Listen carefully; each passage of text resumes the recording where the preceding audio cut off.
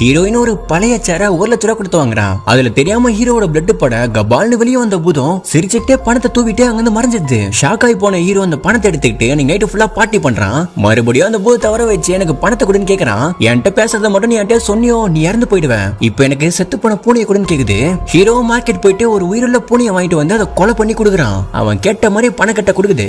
அந்த பணத்தை வச்சு ஹீரோயின் கூட சந்தோஷமா இருக்கிறான். திரும்ப அந்த பூதத்தை வர வச்சு எனக்கு நிறைய பணம் வேணும்னு கேக்குறான். இந்த வாட்டி எனக்கு உடம்பு 2 3 நேரம் கொடுன்னு கேட்கும். ஹீரோ உடம்புக்குள்ள போன அந்த பூதம் மார்ச்செல்லாம் போயிட்டு எனக்கு பணம் வேணும்னு சொல்லிட்டு கேட்டுட்டு இருக்கும். 2 3 நேரம் கழிச்சு ஹீரோ கேட்ட மாதிரி அவனுக்கு ஏகப்பட்ட பணம் கிடைக்குது. அந்த பணத்தை கேம்லிங்ல கட்டி மொத்தமா தோத்துறான். ஹீரோ ஆபீஸ்ல ஒரு கூட்டம் ஏமாத்திருப்பான். ஒழுங்கா பணத்தை கொடுக்கலையோ போலீஸ்க்கு மேல கொடுப்பான்னு சொல்லிருப்பாங்க. இந்த மேட்டர் சொல்லி ஹீரோ அந்த பூதத்தை கிட்ட ஹெல்ப் கேட்க உன் லவ்வர் எனக்கு பலி கொடு 5 கூட்டம் கொடுன்னு சொல்லுது. ஹீரோவும் கொஞ்சமா யோசிச்சு பாக்குறான். ஆனா என் உயிரையே வச்சிருக்க காதலில கொடுக்க முடியாது சொல்லிட்டு அதை வெட்டிடுறான். பார்த்தா அடுத்த நாளே ஹீரோ இறந்து போயிருப்பான். இப்பதான் ஒரு தரமான ட்விஸ்ட்.